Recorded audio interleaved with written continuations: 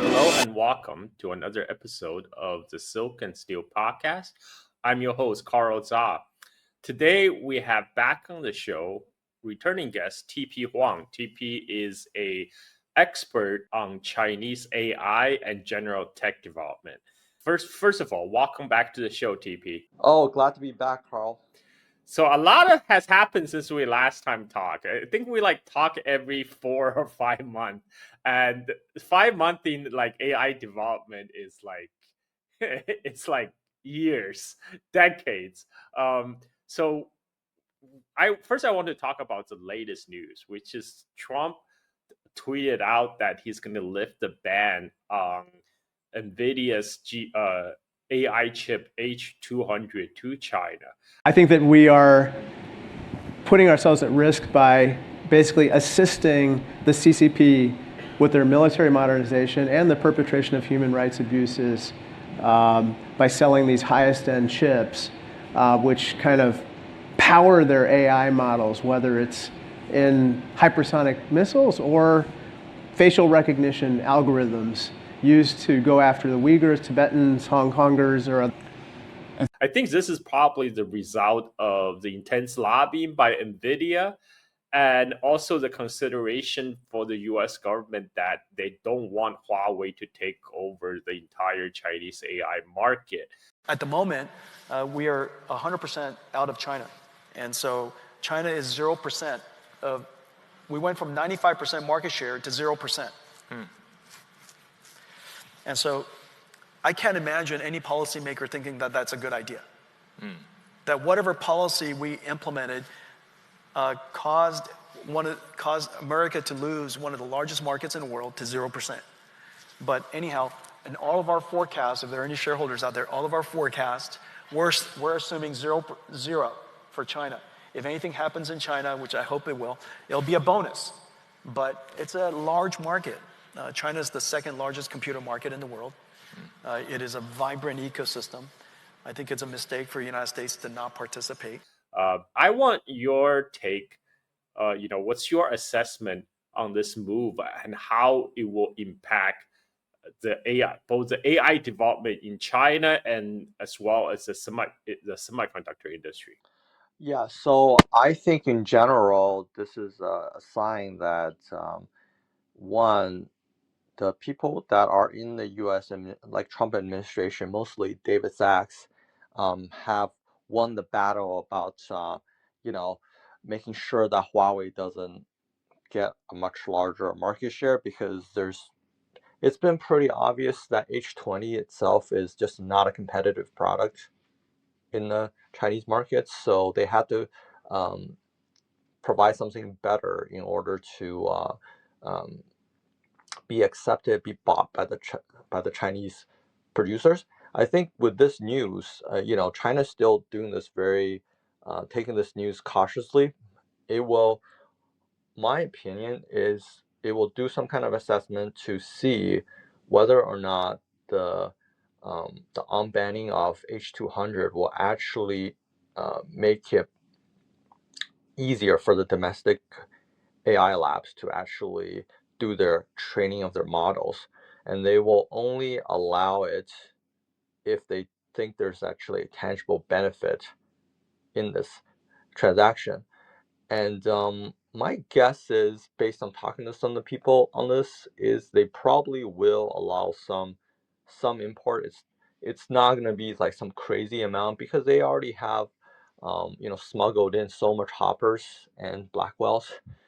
Salvage valuable silicon components from dead PCBs of banned GPUs, innovatively hand-modifying them to be better than and have more VRAM than NVIDIA's own official product SKUs. 你在这里有48GB 的摄影胶囊，我们可以现做。They can make one right now. OK， 对，我们可以现做。OK。哎，cool。你觉得NVIDIA 知道？这个是当然知道的。 We even spoke with a US-based Chinese national buying video cards in the US to strip them and ship the GPUs to companies in China, violating US export control law. I haven't seen someone have a computer in a car for a long time. Black market is normally a phrase associated with drugs or guns, but there's a new kind of black market, and it's high-end AI GPUs. And this particular black market is worth billions of dollars a year, and it's hiding in plain sight. It's more like some of the bigger institutions like Alibaba and Tencent, people like that, they don't dare to buy the smuggled stuff directly. So they've been buying stuff and and putting them overseas data centers and stuff like that, right? So they probably will buy some when this becomes available. So I think that's like ByteDance, Alibaba are some of the bigger customers that could see be interested in this, and maybe DeepSeek would want some. I don't know, but I don't really think this will affect the long-term trajectory, because if you think about it, right, the only reason that you're able to get the more advanced chips is because the domestic option became so much better, right? So if your domestic option doesn't get supported, then you're not going to get access to the better stuff. So, but hopefully in the long term, your domestic stuff gets so well supported that you just don't need the NVIDIAs and AMDs of the world. And I think it's very important to just say that if you look at the Chinese compute clusters, the data centers and stuff like that, they've really grown a lot recently. So, and I don't think that their expansion plans rest on what U.S. government might decide to do, because, in the end, you have to depend on yourself for everything if you're China. So you can't depend on wait for your rival to give you something when they might not. So H200 probably, in my opinion, will be bought in some quantity, but it's not going to be a game changer. And some of the hysteria you'll see online from the U.S. think tankers are just way out there. And yeah, like that. I think it's probably on net a good thing. Gives Chinese AI labs an additional option, but it's not like a super game changer that some people are concerned about. Okay, well then, what about the potential impact on Chinese domestic semiconductor industry? Like how would this affect Huawei's Ascend chip and its future market share? So I think it's very interesting to see what Huawei is doing, because it is working on the software component of it. So one of the things that like as a software developer, one of the things that you really hate is switching tech stacks, right? Like that is really annoying. If you everyone started off by writing their software tech stack around NVIDIA and CUDA.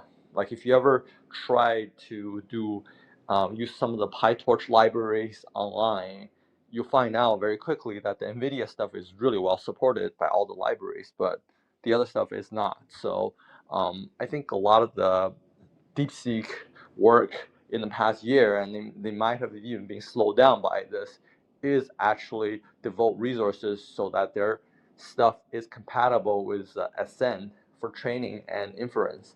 So, and and it's kind of good for them too, because they get to work intimately with Huawei to so that they know all the optimizations that they can do to take advantage of all the little compute.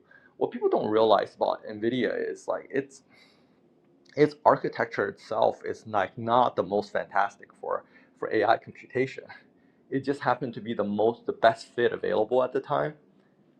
So that's why everyone decided to use them. But whether or not and then they just kept going on, and they're the most well supported. And now, you've seen the news recently about how Google trained their Gemini models on the TPUs, and that's because Google itself, the ASIC, might be actually a better architecture for AI computation than NVIDIA CUDA is. So, like there is a very good chance that with a lot of human resource software help on the Huawei and working together with DeepSeek, they can get Ascend's entire software stack to be, as good in China as CUDA NVIDIA is, and that's probably the most important part, because,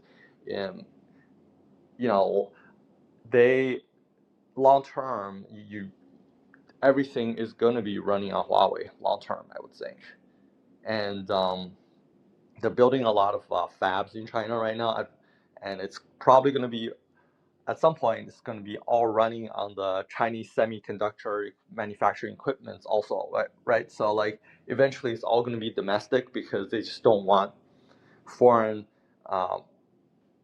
companies to wreck their plans and whatever. So it is very important that DeepSeek is working with Huawei on this, and I don't believe that the other Chinese labs are working as intimately with Huawei. So it's very important that DeepSeek was doing this, and that at some point next year, I think you'll see like a really much better acceleration in the DeepSeek models, just because the fruit of these results will happen, and then they will be getting a lot more compute power behind it, and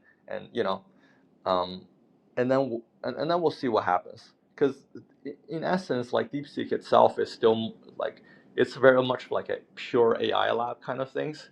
It's not thinking too much about the commercialization of the AI technology. It's more just thinking about, we just want to push the frontier. Like they're very much about that. They're able to keep their costs down, like and the Chinese government probably told like Huawei that you should work with DeepSeek as much as you can, and give them like cheap compute resources so they can get all the stuff they need to be done finished. So I think that's very bullish for the Chinese market long term. If they need to have some H200, it's not end of the world. It doesn't change the long term trajectory of things. How have Huawei been making progress getting people and companies to adopt their AI, to switch over to their architecture and AI chips? I remember there's some Western financial press reporting, some big Chinese companies that are kind of resisting the government pressure to switch over to Huawei because they're so used to use NVIDIA and CUDA. Have you heard anything, through the grapevine on the level of Huawei adoption among Chinese companies? Yeah, so it depends on the lab we're talking about. Alibaba uses its own chip. It's called it has its own chip design firm called T-Head, or in Chinese it's called Pingtouge, and it designs its own AI chips that it uses, and it's kind of like not as good as Huawei's chip, but it's internal, so they can design their chips to fit their own team. Like when you design your own chip, you can work with your internal AI lab to figure out like what they need to fine tune it, right? I think that they probably don't use Ascend. My guess is that ByteDance uses a combination of NVIDIA, Cambricon, and also Ascend chips. They're probably like 50-50. Tencent, they probably use some non-Huawei chips also, because there is in China, there is some kind of like deep distrust between the major hyperscalers, because they don't want to work too closely with Huawei. That's part of the issue. Baidu also designs their own chip. They have their own team called Qwen, and that they're has been designing AI chips for like many years now. So they got their own option also. And most of the Baidu and Alibaba, they're not on the entity list, so they can have their AI chips be manufactured in TSMC by TSMC. I'm not sure if they're necessarily manufactured in TSMC or Samsung. They might be. I think they might be manufactured locally, but if they are able to manufacture theirs in TSMC, then there is a ceiling of how much compute there can be. So you can design your own chip, but like it can't exceed whatever NVIDIA is able to sell to China. So there is something like that. I don't know the exact details, but you know, it's something like that. The other thing is DeepSeek is probably the one that's working, that's most frontier, and also use Huawei. But the Huawei chips themselves are pretty widely deployed in like a lot of the big public data centers, and also like a lot of the big Chinese cloud providers like China Mobile, China Telecom, China Unicom, and people like that. And they're perfectly fine for inference. So, you know, like you can run Qwen models on them, you can run DeepSeek models or ZAI models. ZAI, I'm pretty sure, and I just heard about this today, they basically train their stuff on 10,000 H100 cluster that they have. And they might be one of the people that would be interested in buying some H200 from NVIDIA. So like, yeah. So I was just gonna say that the training. A lot of people still do their. So my point is, a lot of people still do their training on the on the Hopper series, and maybe Blackwell when that's ready. But you know, the in terms of training on Ascend, it's basically they're still trying to make sure that it functions as well as the NVIDIA tech stack. So that's where things are at. Speaking of different models, now there's so many Chinese AI models. Now there's DeepSeek, there's Qwen, there's Kimi. Which one is the best nowadays? I mean, like they all have pretty good reviews from what I heard. Yeah, so they all have pretty good reviews. The most interesting ones to watch for are probably the Qwen models and also the DeepSeek models. The Qwen models are kind of interesting. They are probably the most downloaded open source models now, and they're also the most the models that people use for doing fine tuning and doing derivative models. So like if you look at the download chart, what's cool about Qwen 3 is that it has different size models from like the smallest model size to the largest size to like several hundred billion parameters. And the small models are really useful to run AI on edge devices and things like that. So what you're going to see is that for a lot of people, even in the West, they will use Qwen models because they can fine tune it really easily, and then they can adapt it for their own use. So there was a story that from A16Z a while ago about how like 80% of the open source models that Silicon Valley uses are like Qwen models, right? So, and the reason for that is because everyone knows when you say you use open source model in the Valley, you're using Qwen models because it's just so easy to fine tune for your robotic applications and things like that. Is Chinese AI development, AI models in your assessment, are they still behind the US AI models, or if they are, how much are they still behind? Because I hear different assessment. You know, you hear people saying they're only nanoseconds behind. Have they caught up? So it depends on the area, right? Like I think in terms of the latest large frontier models, they're still probably a couple months behind, I would say. When the DeepSeek DeepSeek 3.2 came out, that one was really good. That one was actually, I think, something close to state of the art. Like it was as good as it was almost as good as the Gemini models, but you know, lacked some tool calling stuff. But it's really good. But it was better than the Gemini and GPT models on some of the math solving and like deep reasoning, science research, and things like that. But it was worse in some of the tool calling, the APIs that people care about these days. So depending on what you're looking at, the DeepSeek models are already at that level, and the Kimi K2 was also really good when it came out. And there's some rankings on that.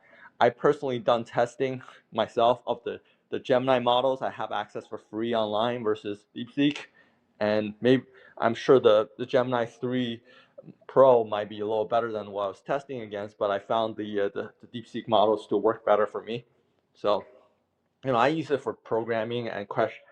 So what's the argument for people to adopt the Chinese models? Is it just because it's open source? Yeah, so I think the cost is a big part of it, but the open source is a big deal, right? Like if you give developers a chance to use open source models, developers will always use open source models when they can, because then they can do their own fine tuning, they have more control over it.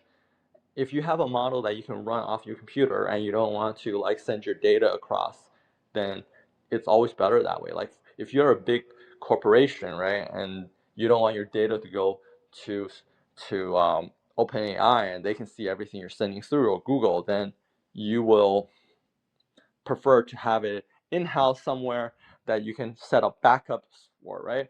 So, hello, one thing that one thing that I've noticed is that OpenAI constantly have these reliability issues also. So you would use them, and then because Cloudflare goes down or something, like their servers can't handle the computer or whatever, they just can't handle requests. So there's reliability issues if you use like some of these AI labs. And if you use it, if you do it internally and you have your open source models, then you can have your own primary computers that run them, and then you can have the backup to run them. So for a lot of corporations, that's actually more preferable to actually sending your data across to OpenAI. And you can also see like people don't trust OpenAI at all, because there's more they're losing market share even in America to like Anthropic and Google. So that's a big part of it. And there's a lot of applications out there you can only use small open source models for. Like if you have an AI robot, the only thing you can put in there is a small model that can run locally. So it pretty much, because Llama gave up on whatever they were doing. So right now Qwen is the only thing out there that people can use. So like every small model out there, any derivative model are based off like Qwen 3 series. Like there's a chart recently of the AI open source model download between China and US, and China has surpassed US a few months ago, and the gap is growing. Based on our conversation, our past conversation, you are saying currently the AI labs in China have enough compute to do what they need, but going forward, they will still need to break through the semiconductor bottleneck, which is the whole purpose of the sanction is to make sure China do not have the ability to manufacture advanced chip. Have China made any progress in last year or so on that front? Yeah, so there's two elements to that, right? There's one is whether they will have enough compute, and two is how well they're doing in the semiconductor part of things. So I think that they will have enough compute, even if they don't buy, don't get official access to NVIDIA chips, just because of the the build out and the growth of the China's advanced semi capacity. And there's going to be a lot more 5 to 7 nanometer capacity that come online in the next couple of years, and they will definitely be making the AI chips. If you look at Huawei's like recent Ascend, like from a few months ago, they did like an Ascend presentation where they showcase their plans for the next 3 to 4 years, right? and it's very interesting because they're already showcasing these systems that are basically, it's, they take advantage of like Huawei's advanced networking and optical connection technologies. So what that means is that per individual chips, and due to the fact that there are limitations to the Chinese semi-fabbing stuff, you might not have the best chips. But by connecting them all together in a system, it functions better. So they'll do these things called supernodes, which is basically you link everything together. You have these really fast interconnect that can, so the chips can talk to each other. So as a whole, they function, they get utilized better, and they can process stuff better. And then you connect these supernodes together in a supercluster, so you can have like these clusters that require like 1 gigawatt of electricity, and then not only would you, but it's like really powerful. You can do like 2,000 EFLOPS of computation or whatever, something like that. It's some of the numbers are pretty crazy actually, and I think that in order for it to be even talking about these plans, it must have capacity to produce the chips, right? Because why would you present these plans saying that you can build data centers with 2,000 EFLOPS of compute if you can't actually make the chips? And a lot of these things would require like millions and millions of chips. So like, that's the scale we're talking about here. So that's so I think in terms of compute, they will have it.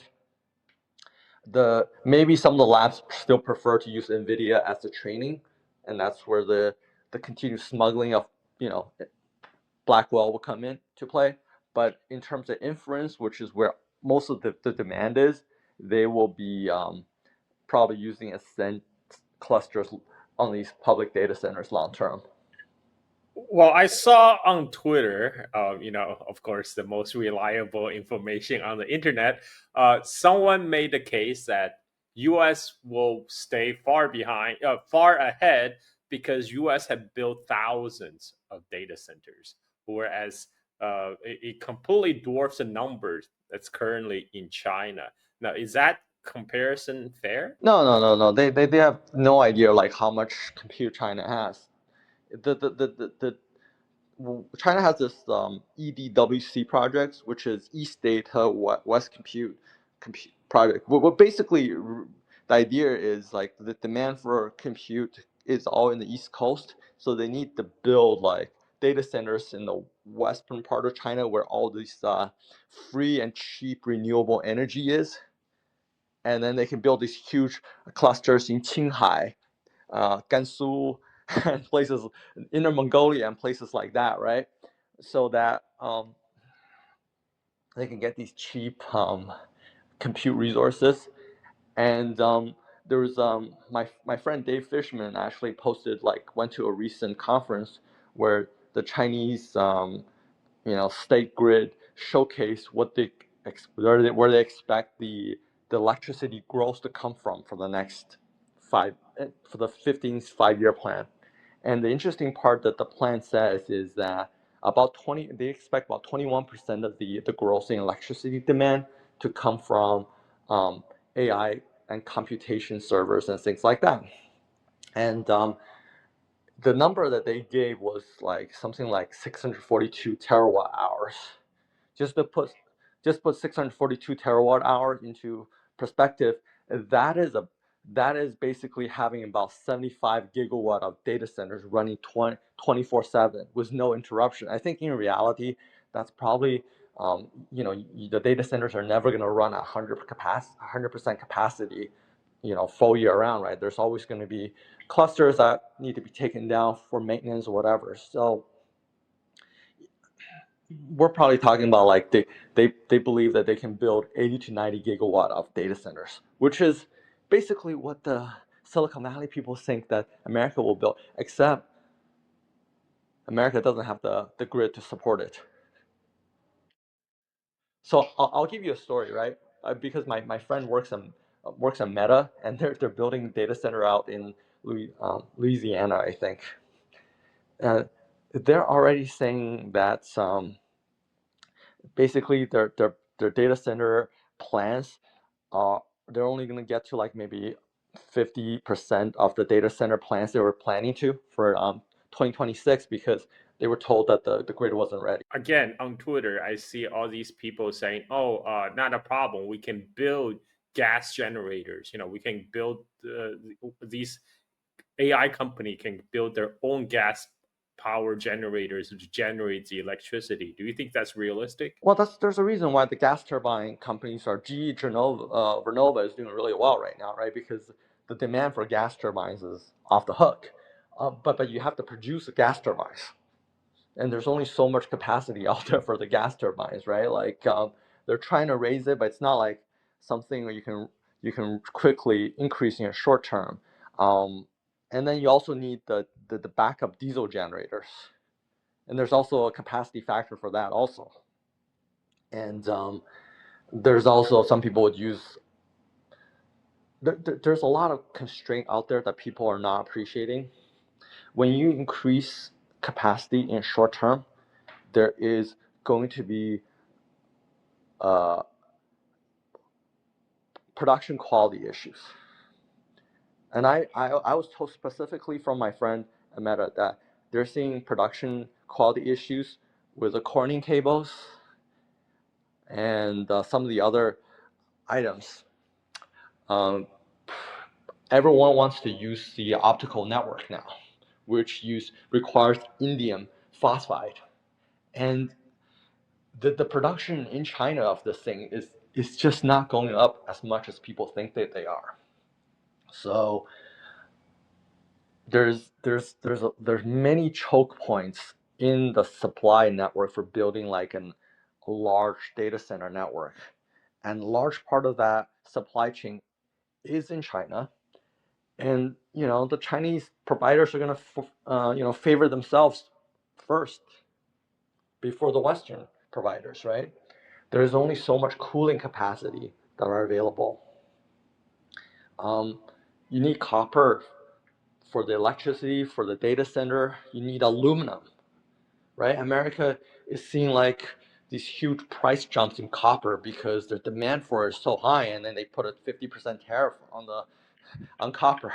So then you can see, like I was posting a chart recently, the import of copper from China into America went down 25% year on year, and then you wonder why the copper prices are all-time high, and that's terrible for the AI data centers, right? Like it's almost comical some of the factors involved here, and people just don't understand that when you increase the capacities, not only do you need more AI chips and HBMs, but you also need these power chips, heat sinks, the cross connects, the fiber networks.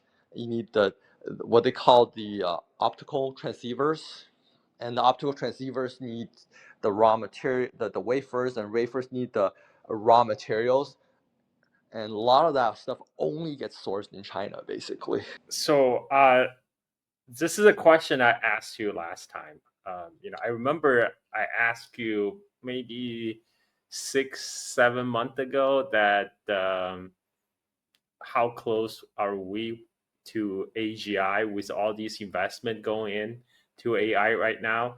And you said it could be as short as 1 year. Are we still on that schedule to AGI, you think? Or It depends on what you define AGI. I think if it's something that consumes all of the internet and tells you an answer, right, and pretty smart at doing that, like it might appear to people that we have AGI when you're dealing with it in a couple of years because it's really smart at answering things that it scoured the internet for. But a lot of these models, all these models still don't know what day of the year it is. They still don't know what the date is, right? Like that's the same about AI models. Like whatever they're trained at, that they think the day is, So there's still some basic stuff they just don't understand. So there's been some questions recently about whether or not AGI itself is actually quite far away, and that the scaling laws that people use right now just aren't the solution. So, in my opinion, a lot of the Silicon Valley people are too obsessed about AGI itself. It's more about how you can put it into application that really matters. So, stuff like drug discovery, stuff like advanced manufacturing, robotics, and that's where the money's to be made. We really, it's kind of like most of the actual use cases for AI right now are not all that useful. Like it's basically just keeping people hooked onto their phones. It's like AI slops. That's where a lot of the demand is, and yeah, if you talk to a lot of the finance and Silicon Valley people, they use AI in a more productive case, and they think it's the greatest thing out there, right? Because if you use it, you can see it doing smart things. You think there's just so much value in it, but the vast amount of the consumer demand right now is still just AI slops, basically. Yeah. Well, I do use AI for writing up my YouTube show notes. It's pretty good at that. I use DeepSeek, but now recently I start to explore other options because DeepSeek default client has too much censorship built in, and I talk and a lot of my podcast topic has to do with China, so it triggers like the censorship very easily, and I'm just too lazy to install DeepSeek locally. I don't want to take half a day to do that, and so I'm anyway. Okay, so what do you think right now? So in your assessment, China right now is pretty close in AI development with on par with US. Yeah, like Yes. I think it's pretty close, like across the board, right? It's closer than it was a year ago. Mm. There's this belief by like all these finance people, you just need to limit China's compute, and then uh the the compute advantage will work out, and the gap will expand again. There's been no evidence of that, because if you think about where the gap was a year ago versus now, it's clearly a lot smaller. And in terms of like the diffusion of AI into robots and things like that, so small models, China is way ahead on that now, just because the U.S. labs are not working on it. They're very singly focused on people using their API services, their super smart research platforms and things like that. They're not thinking about the robotics part of it at all. It seems like. I mean, Trump talks about it, but it's like, yeah, it's not the focus. So there's been some kind of panic, I guess, in Silicon Valley when they realized that China is way ahead in the robotics part of it. You hear a lot about that recently, and Mark and Jason talk about it all the time. Yeah. not just him, Eric Schmidt, our favorite, our buddy there. But Yes. the thing is, like, these people don't understand manufacturing. They look at the humanoid robot and they think that's what they need. And I'm pretty sure that the Elon Musk is the reason that people think humanoid robot is what we need. And I think he only does humanoid robot because he eventually wants a sex bot. I really think that's what it is. But they're Well, actually not. but China is actually making a lot of progress on the humanoid robots right now. I mean, they're breaking the internet with all these robots doing kung fu. You saw that T800 video Yeah. that came out. Yeah, Engine AI is actually the best at the maneuvering part of it. They're actually the leader in that, in my opinion, at least. But I don't know if you remember, like when we first talked about EVs, I was already talking about the humanoid robots. But Yeah. I'm actually I cooled down my opinion on the humanoid robots a lot by now. I think the actual robots we need is, especially in factories, are not two-legged robots. We need probably stuff that can move around much more easily, like whether it's four-legged or like, wheeled bottoms. And you might need a robot with like two that can go up and down, that has two arms. That's kind of what you need. And at home, personally, I'm scared by the idea of having a droid walking around. Especially like something as intimidating as a T800 that can do kung fu kicks. It's like I don't want that thing to malfunction and kick my ass, man. Yeah, I remember like this is maybe a few years ago, and I had a iRobot at home, and then I realized because I got it because I thought it would be good to cleaning my house, and in the middle of the night, this thing just malfunctioned and started making noises and loud noises, and woke my wife and I up and start moving around cleaning my home. So after that, I got rid of that fucking robot, and I've never bought one since. That's pretty scary, actually. So you can think about how likely I am to get a droid at home after that episode.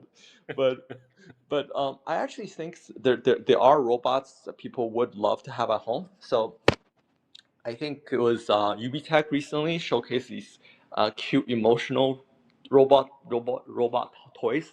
They come in like these little fluffy little packages, and then they can talk to you, maybe to your kids and stuff like that. And those are kind of the robot that are not threatening that people would want in their homes. And the other kind of robot that people don't think about very much is actually the what I was talking about, the cleaning iRobot types. And this is one area that China has really just destroyed U.S. Companies in. There was a recent report about how iRobot is basically close to bankrupting, and they're basically they've outsourced all the work to a Chinese company called Pixia, and they haven't been able to pay them. So basically, I don't know if you use Dyson products at home. Dyson's this really famous cleaning, vacuuming company. A lot of people use. That little disc robot that do the cleaning, self cleaning, the vacuum stuff. My parents, my sister have them. I think my relatives in China also have them.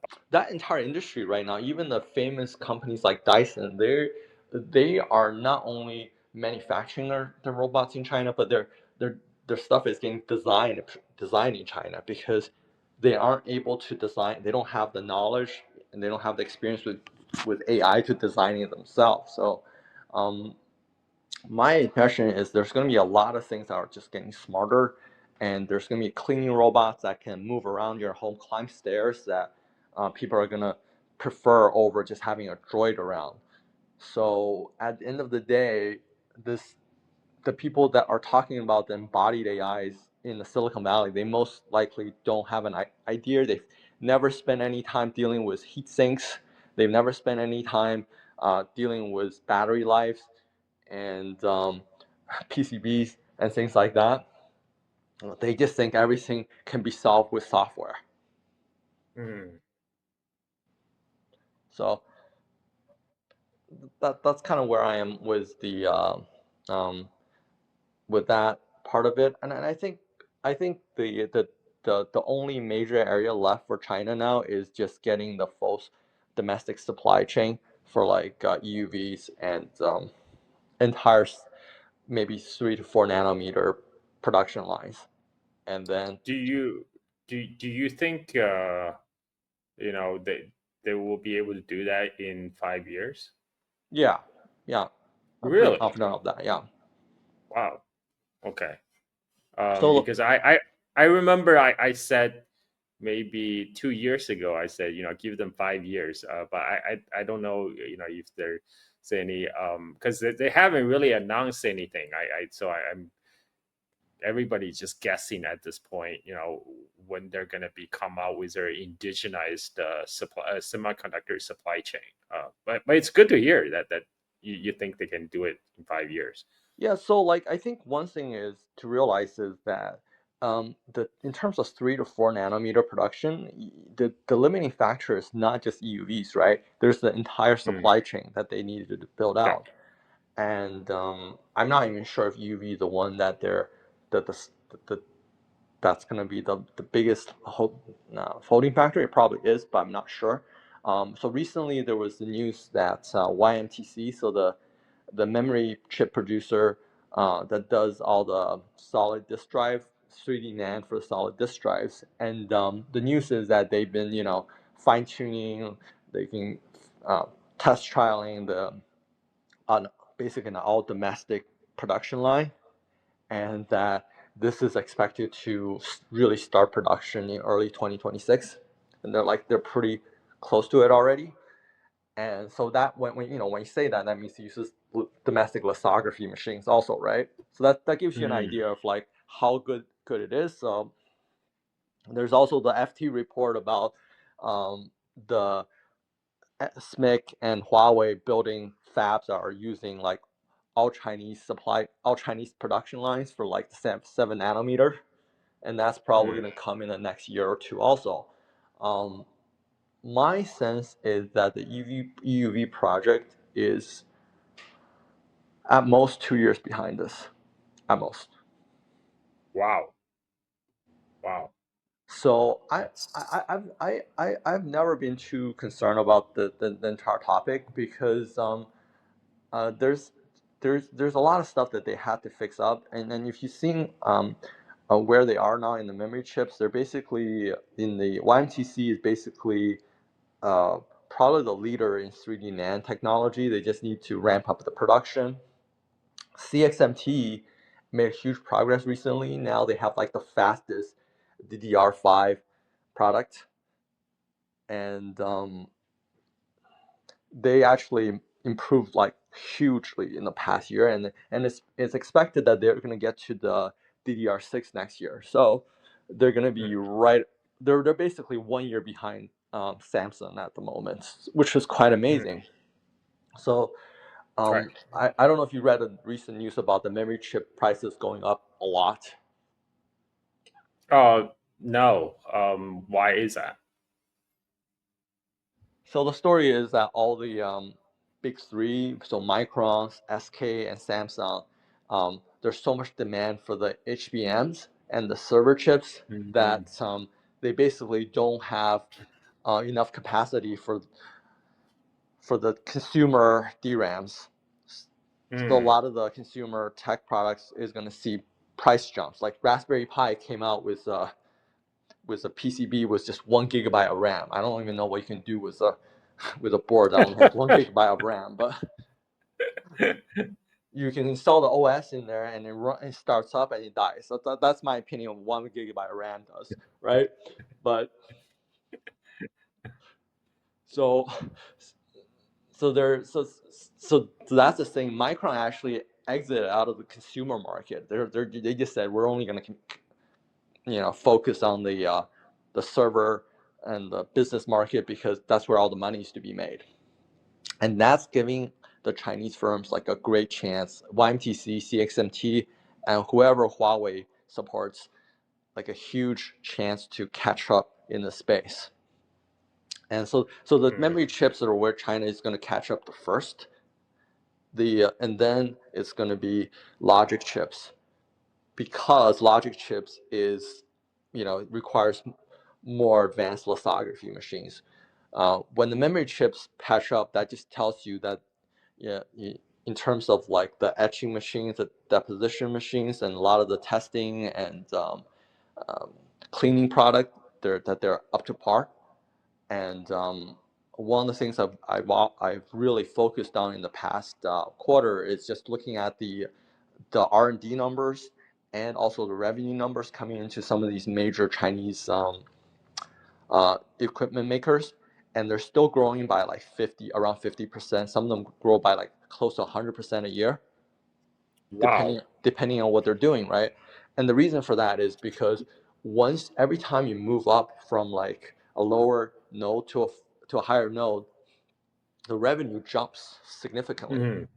So if you can, for example, get to if you can get to the 3 nanometer, your tool can be used for a 3 nanometer production line, then you're going to get paid a lot more than if it was used for a 28 nanometer, for example. So, so not only in terms of more unit they're selling, but better product that they're selling, that they're able to just see a huge jump in their revenues. And over maybe the space of 5 years, you will see a lot of these Chinese equipment makers catch up to the Applied Materials, Lam, and KLA of this world. Wow, Yeah. that's good to hear. Yeah, so I think what China is doing right now is not just in terms of like the production level. They are building a really solid foundation, and a lot of the foundational technology that money went into can be cross-used across many industries. Like there was this one thing recently, it's what's called a laser interferometer, and it's a technology used to be able to measure very precisely where things are at. So this is a technology that's needed to do the most advanced lithography machines, so that because it's precise to like picometer kind of precision level. But what's interesting about it is it's also very useful for like the machine tools, the CNC machine tools. So because they're making progress on the laser technology required for the lithography machines and a lot of the testing tool for semiconductor, the same technology can be applied to improve like something that's very important like the CNC machines. And in terms of like a lot of the mechanical stuff that really require very highly precise sensors. So you're seeing a lot of so you see like the crossbreed of innovation in one sector helping another sector, because prior to, I would say, the last couple of years, these technologies just weren't available to China because American companies are just not allowed to sell those kind of technology to China, right? Because of export restrictions. So we are finally getting to the point where a lot of the fundamental technologies needed to make these machines are now able to be controlled by the Chinese tech sector.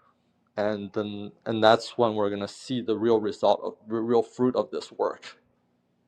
And if you're not focused on these things, like a lot of the Silicon Valley people, they think it's just all magic.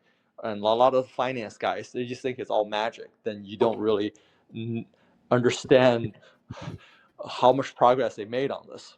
So what I'm hearing from you is that there will be some real big breakthroughs in the coming 5 years in terms of in the semiconductor industry in China.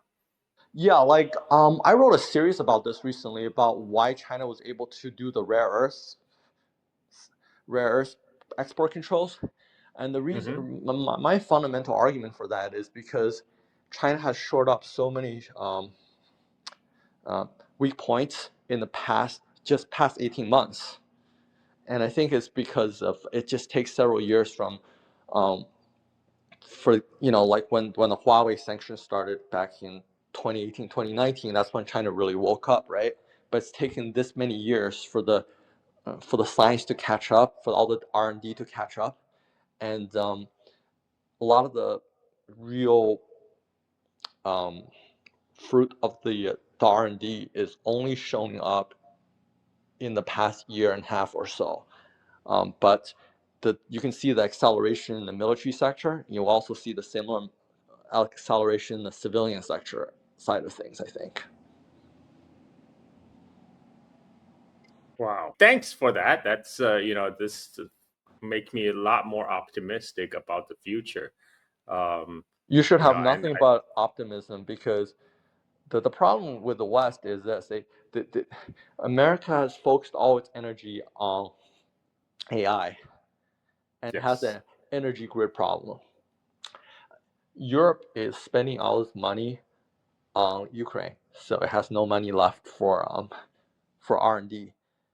The the smartest people in America are not going to chemical engineering or mechanical engineering and the basics, hard sciences, the traditional stuff. China has so much resource that is going into the chemical and mechanical engineering side of things that once it catches up to the West in these areas, it's gonna speed run the technology, because this kind of stuff takes a much longer R&D cycle to develop. So, when Western firms or Japanese firms spend decades to develop these things, that they still have an R&D, like just because they developed the stuff already, but the cadence at which China is moving in these fields is just so fast that once it gets to that point, it's going to accelerate away. And But TP, the U.S. is going to develop AGI first, and then they're going to have equivalents of tens of thousands of PhDs working 24/7. They'll destroy the Chinese. The Chinese are still made from flesh and blood. They still have to rest. The AGI, the AI will be, they'll be running circles around the Chinese. That's an argument someone used recently to explain to me why the American biotech sectors will beat Chinese biotech sectors long term. I said the Chinese biotech sector was nothing like 5 years ago. Now it's like American drug companies just depend on the Chinese biotech sector. What's your explanation for that? He's like, oh, we have AlphaFold now. AlphaFold will fix everything, and that's how these people think.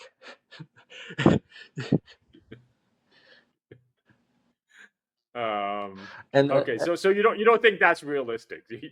Just to make it clear, you don't think that's realistic that the AI, the coming out of Silicon Valley is gonna, run circles around all these Chinese STEM grads? No. I think majority of the usage cases for AI and where they're going to make all their money on is AI slop. That's where the demand for everyone is. It's the same thing in China too. People invent AI to improve productivity, but everyone just spends more time looking at their phone. Like, we're all the same. So. Well, I mean, Sam Altman already, pointed out the direction. He's gonna use AI to generate adult content. I mean, isn't that like that? Like, I don't want to go too far into this loop, but like, isn't that where the initial internet was made for?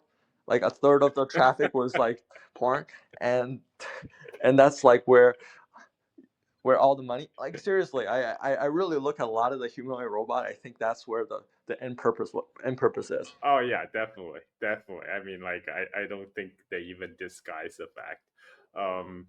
All right, great. This has been a amazingly educational session. Is there any other topic that you wish to cover? Yeah, I no, I think that's it. I think they're doing really well, and I think there's like I feel like there's a bit of like a panic right now going on. Like, when the Blackwell stuff when they were talking about giving export licenses to the Blackwell chips to China, there was this hysteria going online about how this is a civilization type of mistake by America. I was just like, how desperate do you have to get for this for people to say stuff like this? It's AI is just a tool to help you improve your life, And these people, I really think that this got way out of control. So. Well, I think it has to do with all that cash that's going to the AI bubble. I think that's what's really at stake here. And I mean, I think it's just a matter of time that bubble will burst. It's just a matter of when, like when that irrational exuberance will run out on AI. Well, NVIDIA already had its own moment, right? Recently, because people realized you don't need NVIDIA chips to train stuff. When Google came out with the TPU news and how the Gemini model was was better than the GPT 5.1. So I think the I think the NVIDIA bubble has to burst at some point, because it's just like their margins are too ridiculous, and also their chips itself is not even that special.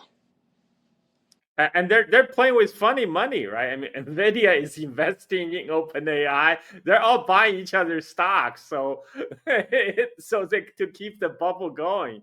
Yeah, then they And buy all so these chips far, that just collect dust.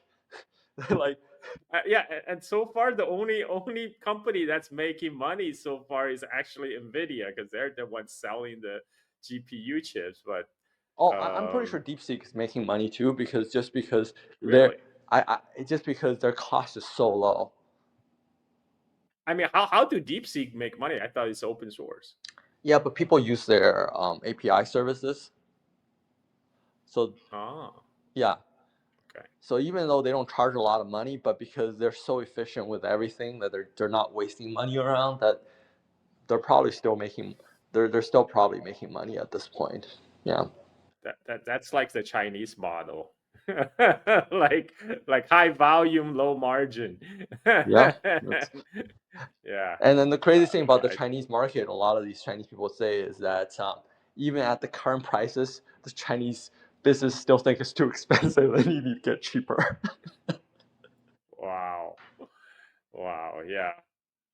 Okay, it's great. Thank you very much, TP, for making the time to speak to us. If people want to find you and follow you on social media, where would they go?